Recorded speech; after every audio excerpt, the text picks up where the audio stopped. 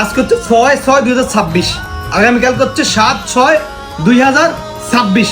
আগামীকালকে কিন্তু রামিসা হত্যাকাণ্ডের রায়, আমরা সর্বোচ্চ রায় আশা করতেছি। আর রায় শুধু আশা করতেছি না, আমরা দ্রুত কার্যকর চাই। বিশেষ করে আমাদের প্রধানমন্ত্রী, আপনার নিকট আমরা বলতে চাই, আপনি কিন্তু বাংলাদেশের জনগণের মনে প্রাণে স্মরণীয় হয়ে থাকতে হলে এই একটি কাজ আপনি অন্তত করেন। এদেশে আর কি হবে, কি পণ্যের দাম কমবে না বাড়বে সেটা জানার বিষয় না। এই একটি রায় আপনি মানে রায় হওয়ার পরে কার্যকর করে দৃষ্টান্ত স্থাপন করুন। বাংলাদেশের সকল মানুষের একটা প্রাণের দাবি, আর যেন কোনো শিশু দর্শিত না হয়, আর যেন কোনো শিশু হত্যাকাণ্ডের শিকার না হয়। বিশেষ করে একটা শিশুকে দর্শনের পরে যদি তাকে দ্বিখণ্ডিত করা হয়, এটা কত বড় অমানবিক।